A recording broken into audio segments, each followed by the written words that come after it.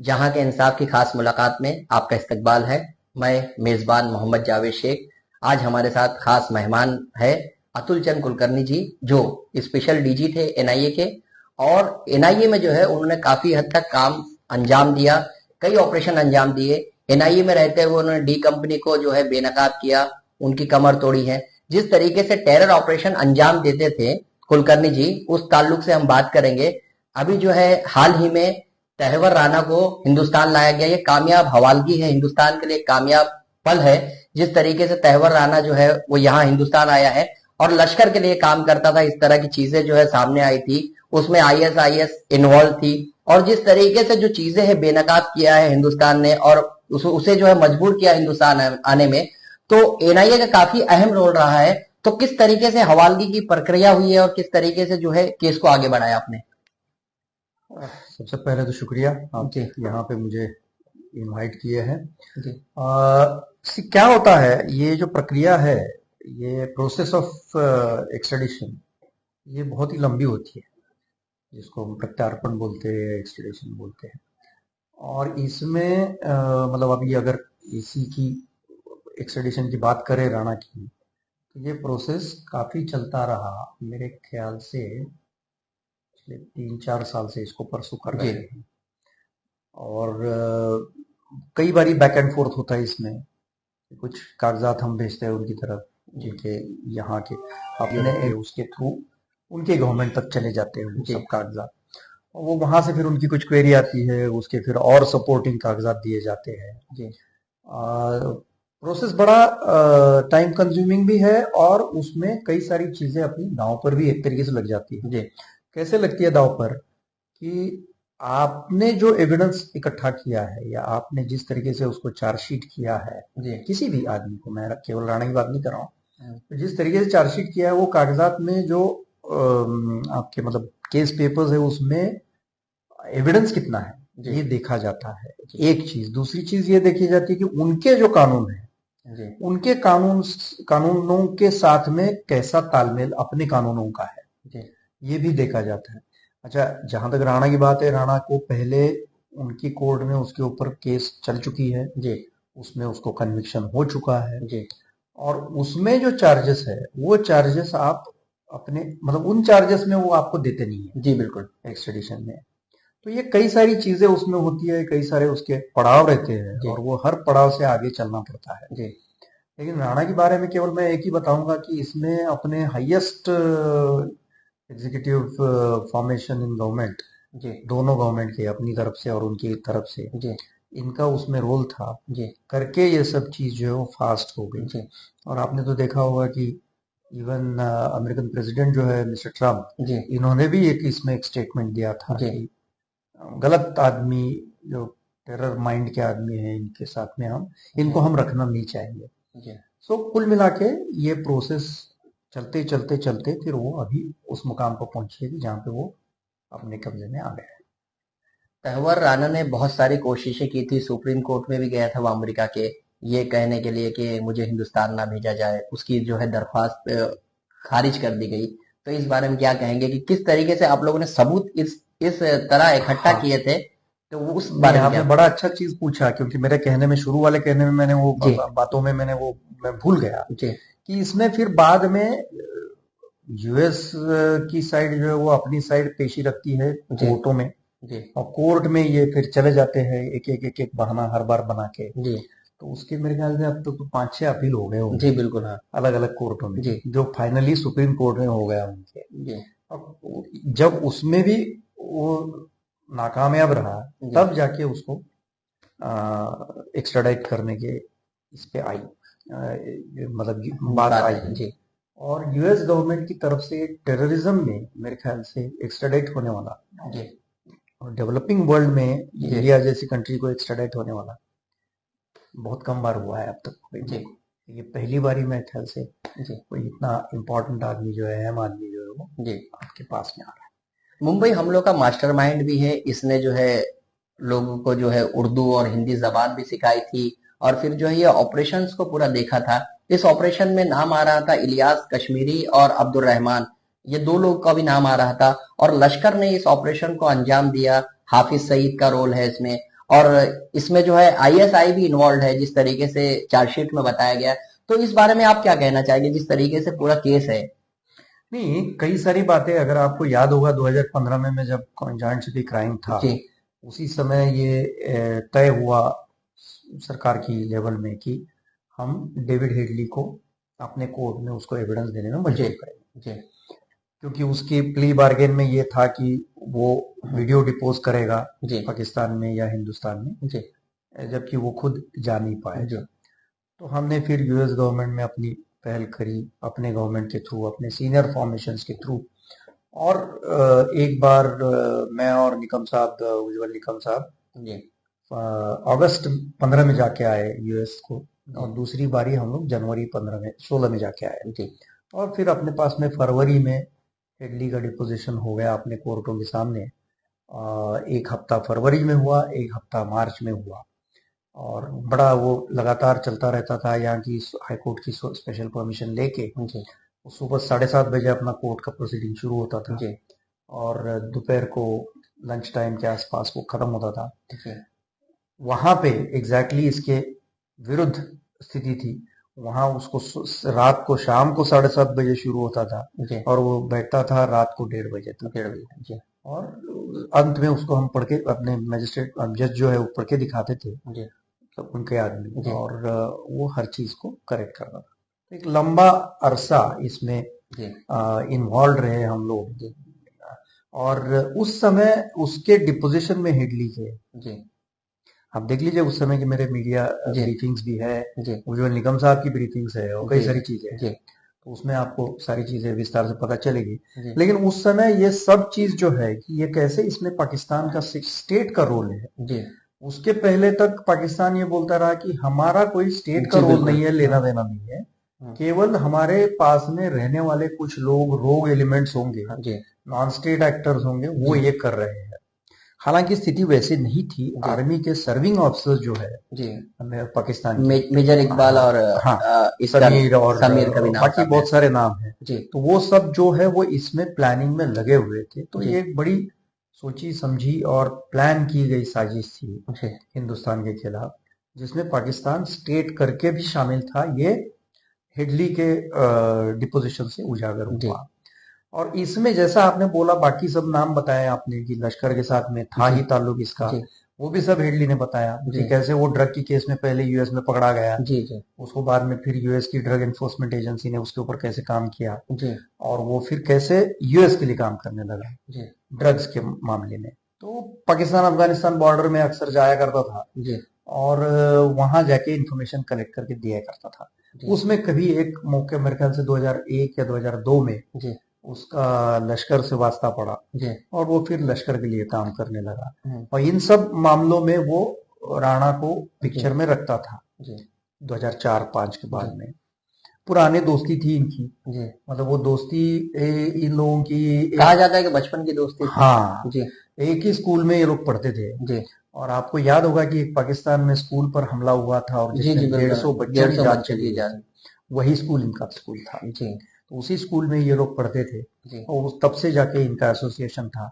बाद में वो डॉक्टर बन गया राणा, एंड वो जी कनाडा चला गया, कनाडा का सिटीजन बन गया, जी वहां से यूएस आता जाता रहा। जी वहां फिर उसने वो इमिग्रेशन वाली कंपनी एस्टैब्लिश करी, जी और हेडली का भी उसके साथ में लगातार वो जुड़ा रहा। जी तो ये लश्कर के साथ में तो ताल्लुक आ ही गए इनके। जी आईएसआई जैसा पाकिस्तान आर्मी है, तो जी फिर आईएसआई है ही है। हम्म, और आपने जो बाकी नाम बताए, अब्दुल इलियास रहमान कश्मीरी, इलियास अब्दुल कश्मीरी रहमान, ये वो सब, तो इसमें किस किस का रोल है, क्या क्या रोल है, कुछ चीजें हमको हेडली से पता चली, जी कुछ चीजें अभी उम्मीद है कि राणा से पता चलेगी। जी और ज्यादा से ज्यादा इसका एक तरीके से पर्दाफाश, और जो बचा हुआ चीज है उसका हो जाएगा, और उसमें हमको पाकिस्तान का रोल अधिक तौर से आपको देखने आपको क्या मिलेगा। लगता है कि ये जो हवालगी हुई है राणा की, उससे जो है पाकिस्तान का जो टेररिज्म का जो नकाब है उसके चेहरे पर, वो बेनकाब हो जाएगा पूरी तरीके से? जो पाकिस्तान अब भी दावा करता है कि मेरे लोग नहीं थे और हमने जो है ये नहीं, हमने सारी अब तो पाकिस्तान को दावा करने का फायदा भी नहीं है, क्योंकि जी हेडली की डिपोजिशन के बाद में सब चीज सामने आ गई है। जी और हम उसके बाद में कई बारी ये यूनाइटेड नेशंस और अन्य फोरम में ये बोलते गए जी हैं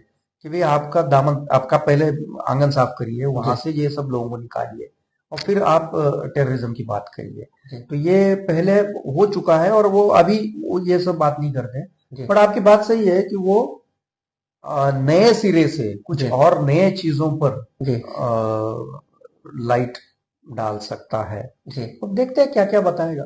नहीं, जिस तरीके से दहशतगर्दी का मामला हो गया, तो दहशतगर्दी के खिलाफ जो है एटीएस में भी आप काम कर चुके हैं और एनआईए में बहुत बड़े पैमाने पर काम किए हैं। जिस तरीके से आपको ये बताया कि डी कंपनी ने जो है मुल्क के खिलाफ साजिश रचने का भी काम किया था, फंडिंग का मामला था।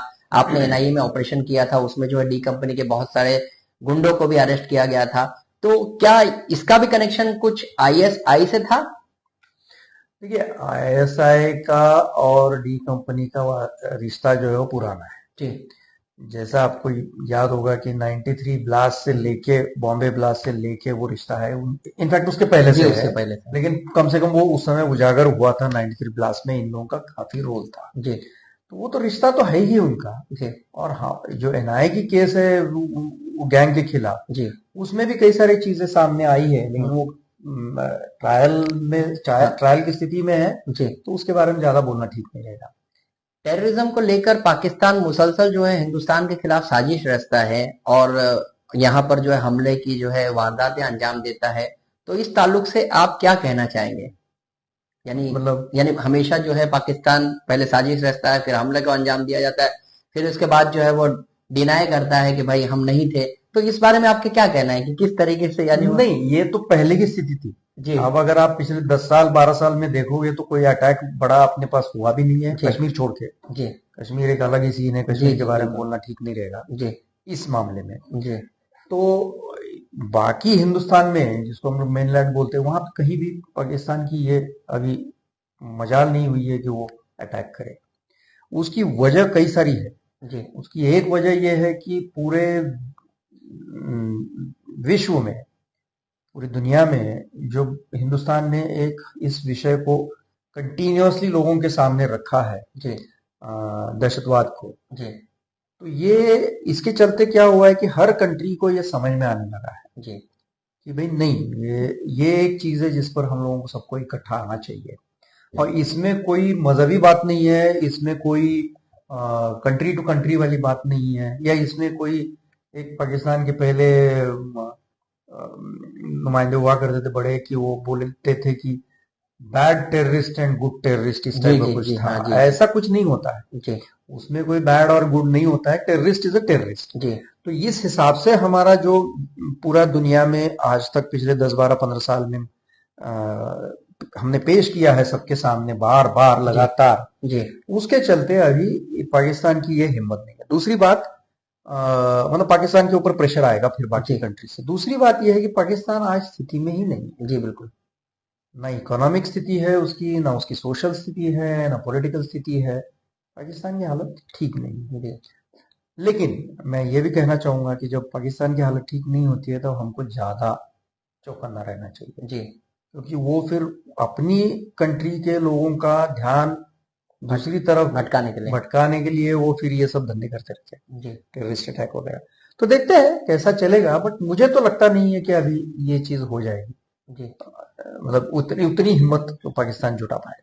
तो क्या लगता है ये जो आईएसआई है, इस पर मुसलसल इल्जाम लगते हैं, सबूत पेश किए जाते हैं, तो पाकिस्तान इस एजेंसी पे जो है कुछ कार्रवाई क्यों नहीं करता जिस तरीके से? यानी नहीं, अब ये ऐसा है, दूसरा कंट्री कोई अगर कार्रवाई करे या ना करे, हम कैसा नहीं, क्या लेकिन बोल हम तो सकते हैं। बेनकाब करते रहते हैं, जैसे कि हाँ, मेजर इकबाल का रोल आया, समीर बिल्कुल अली का बिल्कुल, रोल ये आया। सब लोगों को बोला हुआ है इन जी लोगों को। अब आपको याद होगा कि यूनाइटेड नेशंस की सिक्योरिटी काउंसिल में जी 4 बार हमने मसूद अजहर का नाम डाला जी कि भाई इसको आप ग्लोबल टेररिस्ट डिक्लेयर कर जी लीजिए। बिल्कुल। उस 4 बार पाकिस्तान के कहने पर चाइना ने उसको वीटू कर वेटो दिया। कर दिया, जी उसका नाम नहीं आने दिया, जी जबकि दाऊद का नाम है ग्लोबल जी टेररिस्ट। बिल्कुल। तो ये नहीं आने दिया, तो इसमें कहीं एक अलग सा आपको गठजोड़ दिखता है जी चाइना और पाकिस्तान पाकिस्तान। का। और ये सब चीजें जो है तो ना, ये हमारे मुल्क के लिए खतरनाक है, पाकिस्तान और चाइना का जो गठजोड़ है हमारे मुल्क के लिए नहीं कितना नहीं, नुकसानदह साबित हो सकता देखिए ऐसा है, जो अपने खिलाफ जाता है, अपने इंटरेस्ट के खिलाफ, वो अपने लिए नुकसान वाला है ही है? है। जी लेकिन हर चीज में वो लोग साथ में है, ऐसी भी बात नहीं है। जी हर कंट्री का कैसे होता है कि हर कंट्री का अपना एक चार्टर रहता है, जी अपना एक इंटरेस्ट रहता है, तो वो हर कंट्री जो है वो अपने हिसाब से चलती है। जी ऐसे मतलब ये एक्सट्रेडिशन में भी यही होता है जी कि पहले इनफॉर्मली बात होती है कि भाई हम लोग इसको चलाएं क्या, जी अगर चलाएं तो आप लोग इसको करेंगे क्या एक्सेप्ट। जी जी तो ये क्योंकि उसमें फिर उनका इंटरेस्ट वो देखते हैं जी कि ये करेंगे तो हमको क्या मिलेगा। तो दो कंट्रीज के बीच में सॉवरेन रिलेशन जो है वो बड़े ही डायनामिक रहते हैं। अच्छा, आज जो हमको हासिल हुआ ये 2 साल बाद होगा ही ऐसी बात नहीं है, जी बिल्कुल, क्योंकि हाँ, उस समय डिप्लोमेटिकली कोई, कंडीशंस बदल गई जी होगी, क्राइटेरिया बदल गए होंगे, या उनके मन में या ज्यादा ही मदद हो सकती है, जी हो ऐसा भी हो सकता है, हाँ, सकता ऐसा है, भी हो सकता या हो ही नहीं या फिर ज्यादा हो, है, जी। तो कुछ भी हो सकता है। सो दो कंट्रीज के बीच में ये सॉवरेन रिलेशनशिप बड़ी डायनामिक रहती है। हाफिज सईद ने पूरे मामले को अंजाम दिया 26/11 के। हाफिज सईद जो है लश्कर का सरबरा है। तो ये जो तहवर राना है, हाफिज सईद के कांटेक्ट में डायरेक्ट था, या फिर जो है इसके जो है डॉक्टर दूसरे जो कोलमैन हेडली के थ्रू इसके कांटेक्ट हुए थे?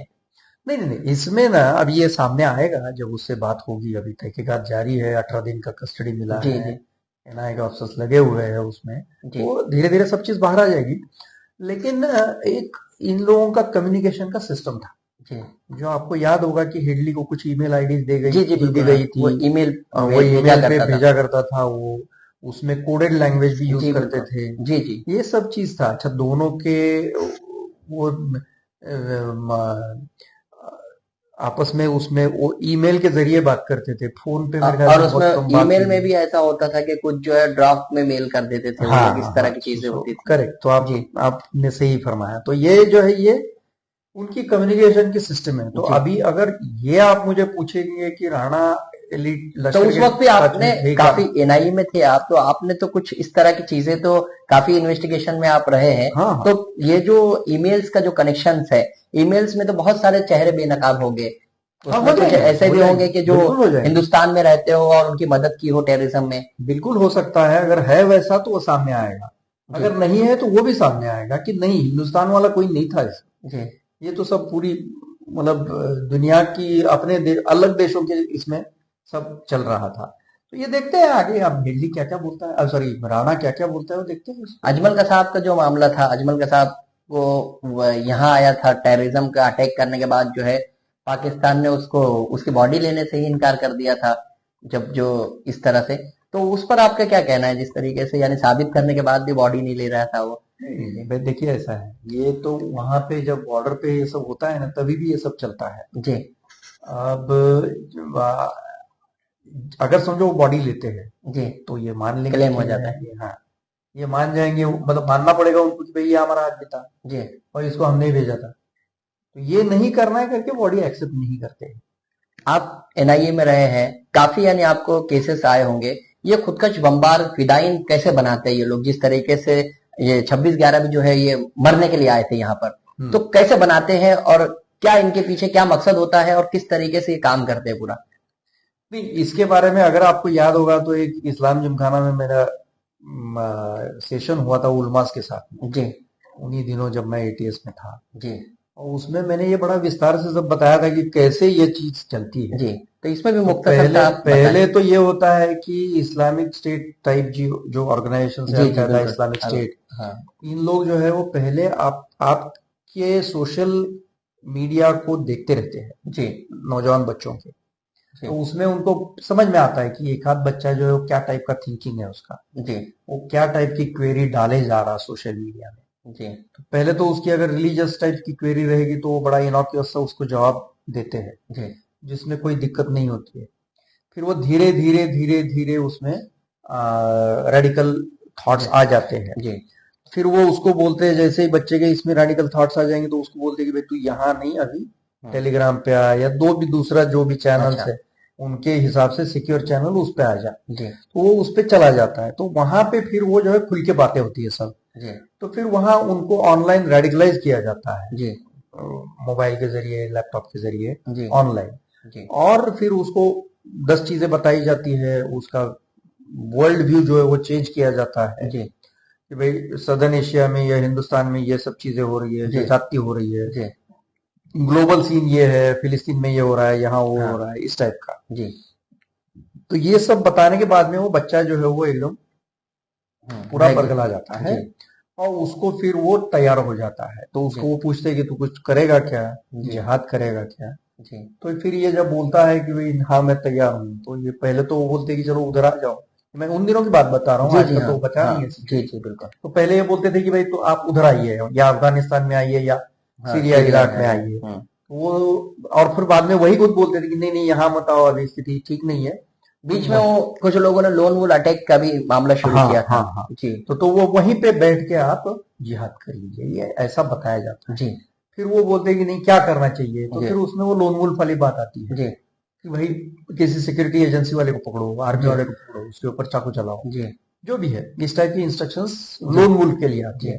कुछ बड़ा करने का है, दो चार पांचों का ग्रुप है, जैसा मैंने एक परभणी में ग्रुप पकड़ा था, जी बिल्कुल हाँ तो उसमें उन लोगों को इंस्ट्रक्शंस भेजी थी डू इट योरसेल्फ वाली, जी डीआईवाई किट स्टाइल, जी कि भाई आप लोकल मार्केट में जो मिलता है वो सब चीज खरीद लीजिए, उसमें ये कन्विक्शन भी आया आपके केस में वो हाँ परभनी वाले कन्विक्शन में। आया उसमें। जी तो उसमें फिर वो ये जोड़ो और जोड़ के उसको जी ऐसा आईईडी बनाओ, जी एक इम्प्रोवाइज्ड जी एक्सप्लोसिव डिवाइस बनाओ, और उसको जी तो वो उसी को पूछते हैं कि तू जी क्या क्या टारगेट करना चाहेगा, तो फिर वो जी बताता है कि मैं ये मेरे टारगेट्स है। यानी उसको आसान जो लगता है वो बता देता हाँ नहीं नहीं, आसान नहीं, जो है। जरूरी है लगता है जी जी कि भाई जो जिहाद के लिए जरूरी है ऐसे टारगेट्स को जी बताता है।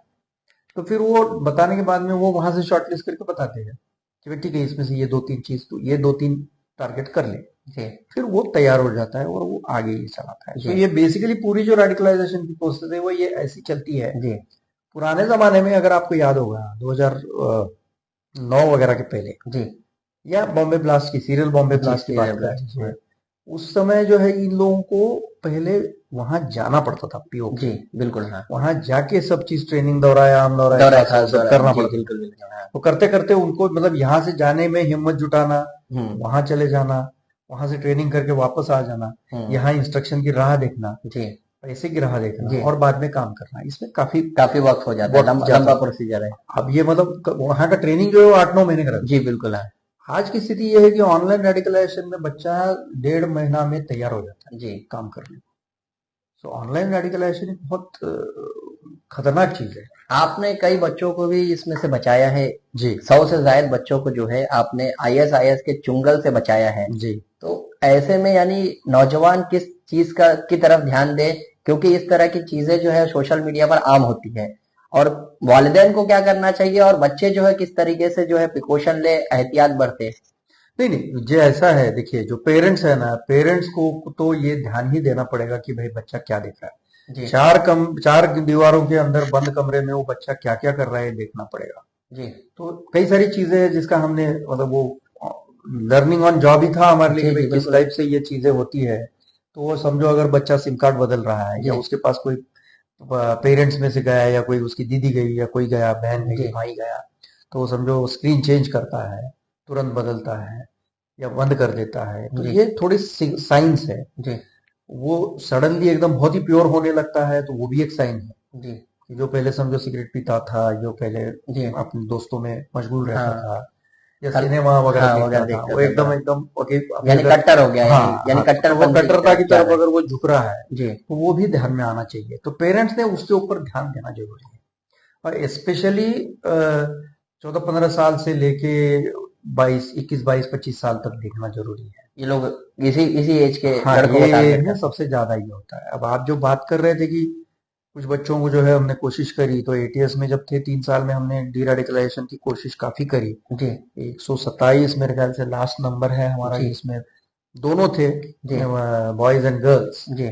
और पूरे देश में कहीं कहीं जी के भी थे। जी तो बिल्कुल। उनको जो है हम लोगों ने उनके ऊपर काम करके, मतलब महीना महीना, दो दो मेन महीना काम करके उनको जी वहां से पीछे हट ले लिया जी कगार से, और उनको इकोनॉमिक भी सपोर्ट करने का मेन चाहा। स्ट्रीम में। हाँ, तो मेन स्ट्रीम में लाने के हिसाब से हमने उनको जी उनका एक ट्रेनिंग भी करवाया, rural self employment training institute है गवर्नमेंट के, उसके तहत जी जरिए। तो ऐसे भी 470 के आसपास बच्चों का ट्रेनिंग उस समय हुआ पूरे महाराष्ट्र में, और उनमें से 200 250 260 के आसपास बच्चों को बैंकों से लोन मिल गया, जो जी अपना सेल्फ एम्प्लॉयमेंट का वेंचर चला पाए।